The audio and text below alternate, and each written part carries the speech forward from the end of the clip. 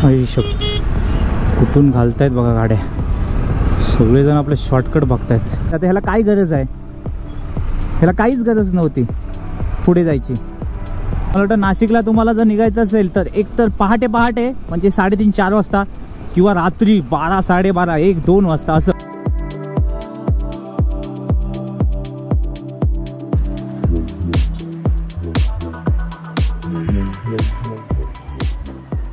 इसको रखते हैं इधर, ये अपना प्यारा सा नया हेलमेट.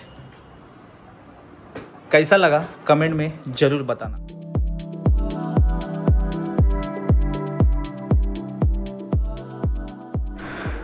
मित्रांनो खाली आलो, 7 वाजलेत आणि खाली आलो आणि आमची लाईट गेली इकडे.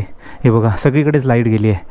आता चाललो आहे ॲक्च्युली मी ठाण्याला आपल्या बायकोला आणायला, श्रावणीला, कारण आज ती सेकंड होती आणि खूप दिवसानंतर मी बाईक स्टार्ट करतो आणि बाईकवर बसतोय. फक्त वॉश करायला घेऊन गेलेलो आणि बरोबर 1 हप्ता बाईक उभी होती, पण ते मलाच करमत नव्हतं. कधी एकदा बाईकवर बसतोय आणि स्टार्ट करतोय आणि थोडीशी एक शॉर्ट राईड करतो असं झालेलं.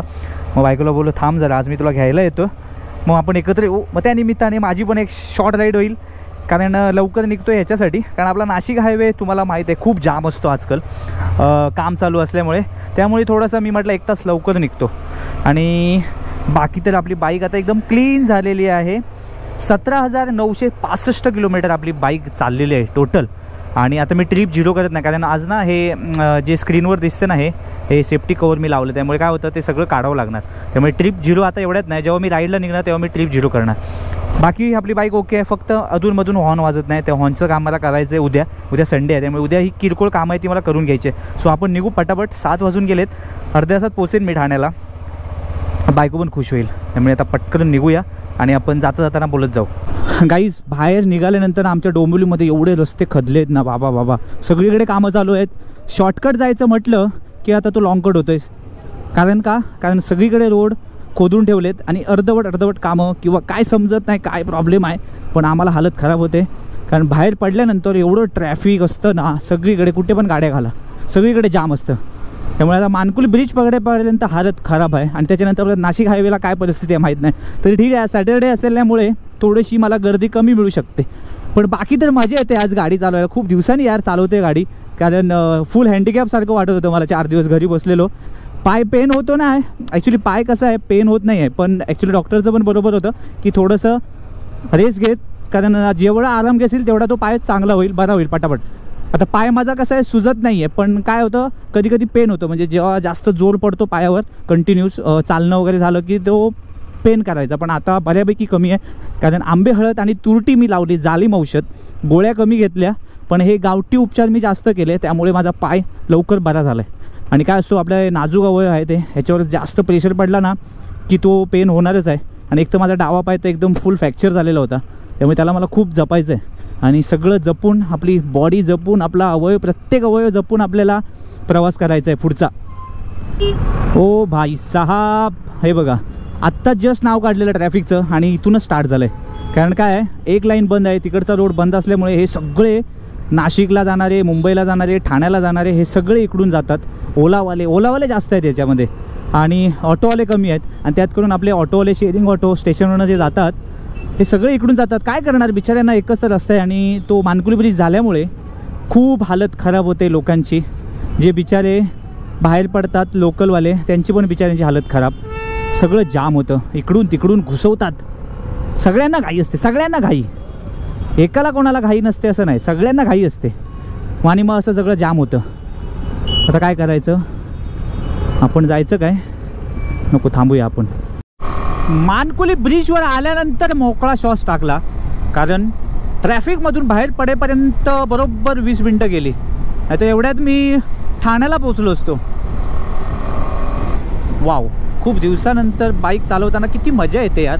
म्हणजे 4-5 दिवस गॅप टाकल्यानंतर, कारण आपलं कसं असतं फक्त राईडलाच आपली बाईक बाहेर निघते. कारण आपण नॉर्मली ऑफिसला तर कामावर आपण ट्रेनने जातो, आणि ट्रेनने गेल्यामुळेच असं वाटतं की आपण कामावर जातो, कारण ती मजा वेगळी असते. ट्रेनमधून त्या गर्दीतून जावा आणि सध्या काही कामावरनं येताना पण ट्रेनमधून या, ती मजा वेगळी असते. बाईक फक्त राईडसाठी ठीक आहे, संडे म्हणा किंवा आपल्या सोलो राईड किती पण होऊ दे. आता माझा विचार असा आहे की थंडी स्टार्ट झाली भाई. थंडी, खरोखर थंडी. म्हणजे बाहेर रात्री निघतो ना मी कधी कधी, आता पण एवढी थंडगार हवा आली ना की असं वाटतं की मी कुठेतरी चाललो आहे राईडला लांब. सो माझा विचार असा चालला आहे की 4 दिवसासाठी मस्तपैकी कुठेतरी लांब जायचं.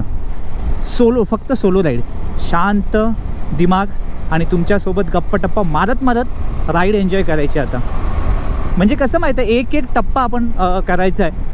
आता मला काय करायचं, अजून उज्जैन करायचं आहे, त्यानंतर मला वाटतं अजून काय राहिलं आहे माझं, हां लडाख तर वगैरे ते टाईम आहे अजून. हम्पी तर होणार आहे माझं जानेवारीमध्ये. त्यानंतर कूर्ग राहिलं आहे, केरला राहिलं आहे, ही बाजू राहिली. तर मला माझं विचार चाललं आहे उज्जैनचा. उज्जैन एक आपली ती राईड राहिली आहे माझी, ती मी मोस्टली उज्जैन असं म्हणतो आहे. बघू पॉसिबल झालं तर उज्जैन. आणि उज्जैन काय 3 दिवसात होऊन जातं आरामात. पहिल्यांदा आधी मला हॉर्नचं काम केलं पाहिजे. अजिबात हॉर्न वाजत नाही बघा, काय समजत नाही. सकाळी वाजत होता, आता गायब झाला. त्यामुळे उद्या सर्व्हिस सेंटरला जाऊन पहिलं हे काम करतो. चार्जिंगचा जो इथे चार्जिंग पॉईंट आहे ते मला वाटतं काहीतरी ते गेलं आहे चार्जिंगचं. ते मला ते टाकावं लागेल. किंमत लहान आहे, छोटी आहे, पण ते बोलतात कंटिन्यू पावसामध्ये भिजल्यामुळे तो खराब झाला आहे. ठीक आहे, आपण काय तिथून चार्जिंग तर करत नाही, पण आपल्याला असलेला बरा सेफर साईट. काय सांगू शकत नाही, कधी पॉवर बँक संपली, बॅटरी लो झाली, काय झाली, तर आपल्याला ते उपयोगाला पडतं. बाकी हेल्मेट तर मस्त वाटलं, स्टील बर्ड आहे. एक्झॉरचं मी नाही म्हटलं तरी 2 वर्ष यूज केलं, 2-3 वर्ष. एक्झॉर हेल्मेट तर मटेरियल एक नंबर आहे. एक्झॉर आहे बाई. पण हे पण ठीक आहे, लाईट वेट आहे. आणि एक्झॉर आपलं खूप वेट खूप आहे एक्झॉरचं. पण सेफ्टीच्या हिशोबाने बघितलं तर एक्झॉर बेस्ट आहे.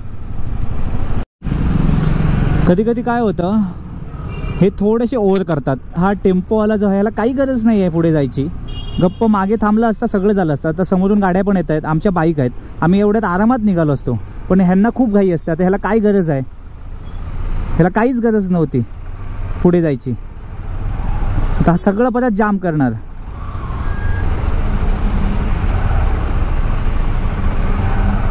एक लाईनमध्ये चाललं असता सगळं झालं असतं बरोबर. शिट, इधर से भी नहीं जाएगा मेरा गाड़ी, इधर से भी नहीं जाएगा. पागल आहे पागल खरोखर. आई शपथ, काय हे रे बाबा. शी, आजचाच दिवस भेटला एवढा ट्रॅफिकला. इकडून पण पॅक, तिकडून पण पॅक, सगळीकडे घुसवतात. रॉंग साईडने पण येतात, इकडून पण चाललेत. कुठे घालायची गाडी नेमकी.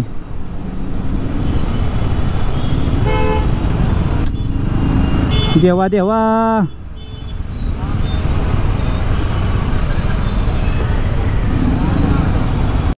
ठाणा येईपर्यंत मला वाटतं सेकंडलाच जावं लागेल, सेकंड गेअरवरती. बघा केवढं जाम आहे बघा, पूर्ण सगळं जाम. म्हणजे मला वाटतं नाशिकला तुम्हाला जर निघायचं असेल तर एक तर पहाटे म्हणजे 3:30-4 वाजता, किंवा रात्री 12, 12:30, 1, 2 वाजता असं. तरी पण हे हेवी गाडी असणार 100%. म्हणजे नाशिकला सध्या तर जायला म्हणजे बेकार हालत आहे. सकाळचं तर मला वाटतं सकाळी म्हणजे एकदम सकाळी निघावं लागेल 3:30-4 वाजता, तर आपल्याला म्हणजे तर आपल्याला तो रोड खाली भेटेल. हे तर परिस्थिती हालत खराब, सगळीकडे जाम.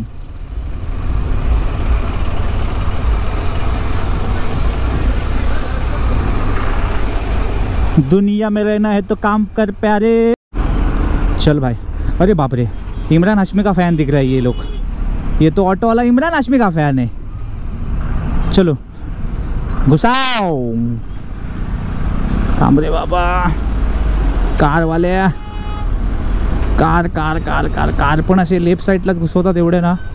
नशीब. अजून हालत खराब होणार ती पुढे. हा ब्रिज क्रॉस करीपर्यंत हालत खराब आहे.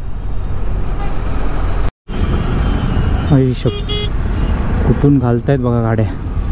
सगळेजण आपले शॉर्टकट बघतायत, घुसवत आहेत. ऑटोवाले पण त्याच्यातच घुसवत आहेत. चला चला चला चला ऑटो. अरे भाई क्या कर रहे भाई. ह्याला ऑटोवाल्याने पण इथून घुसवली. कमाल आहे, कशी घुसवली असेल. क्या बात है भाई, मानना पडेगा रिक्षावाले को. आयुष्य थांबले बाबा, इकडे मागे बघ जरा. अच्छा का सगळं पॅक आहे बघा, सब कुछ पॅक आहे रे भाई. माय गॉड. चला चला चला, मला आपल्याला थोडं यायला घरी जाताना पण मला जाम भेटेल वाटतं.